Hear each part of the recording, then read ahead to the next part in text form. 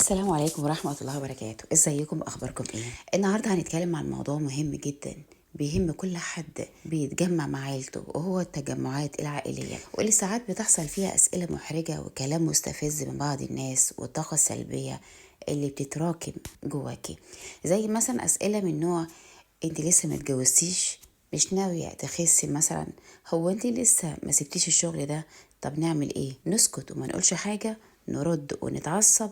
ولا نحاول اننا نتمالك نفسنا ونفضل هاديين؟ تعالي اقولك ازاي تتعاملي مع الناس دي بطريقة ذكية جدا تحميكي من توترهم وتحافظ لك على طاقتك وهدوءك النفسي. اول حاجة لازم تعرفي نوعية الناس دي ايه، لان الناس السلبية مش نوع واحد، في انواع كتير. اولهم المتدخل الفضولي، ده اللي بيسأل كتير وبيحب يعرف كل حاجة عن حياتك الشخصية. الحاجة التانية الناقد الدائم، ده اللي دايما عنده تعليق سلبي على شكلك أو لبسك أو تصرفاتك. الحاجة التالتة المحيط، كل حاجة عنده متستاهلش أو مفيش فيك أمل. لما تعرفي نوعيتهم هتعرفي تتعاملي معاهم صح، وهتقدري تحمي نفسك من أي توتر. دلوقتي هقولك شوية ردود ذكية تحميكي لو حد حب يضغط عليكي.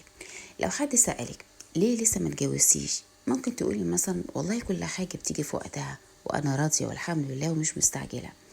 أو تقولي: أنا بحب أعيش كل مرحلة في وقتها، مش بستعجل حاجة، وكل شيء ليه وقته.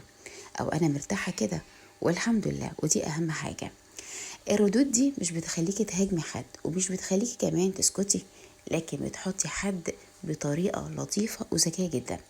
كمان لازم يكون عندك درع قوي ضد الطاقة السلبية، لأن أوقات كتير مش الكلام هو اللي بيتعبنا، احنا اللي بنكبر الكلمة جوه نفسنا. فخلي عندك فلتر داخلي، مش كل كلمة تدخل جواكي تسبب لك أذى.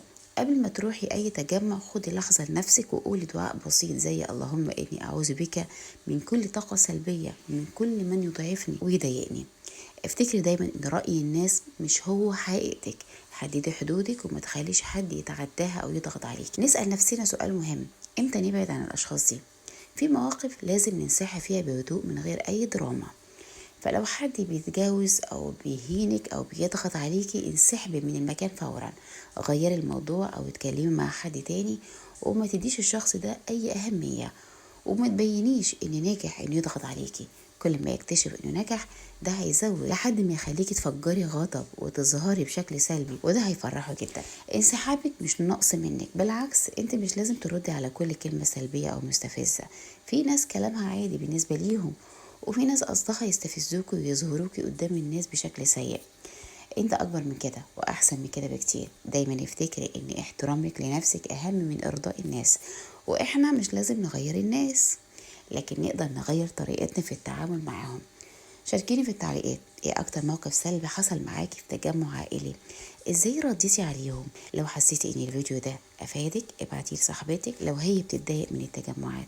اعملي لايك وسبسكرايب، واستني فيديوهات اكتر تساعدك تعيشي التجمعات العائلية صح وبهدوء وبذكاء. السلام عليكم.